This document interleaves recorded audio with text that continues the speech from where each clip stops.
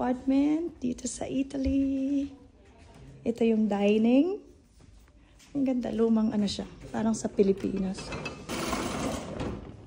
Ito yung bedroom. Then, toilet.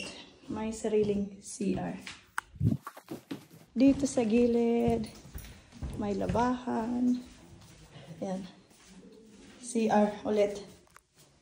Ang laki ha, in fairness. Tapos, kusina. Ayan. May libre pa kaming mga drinks. Pwede magluto. Coffee. Wait, nasa na yung food? Libreng breakfast, food, snacks.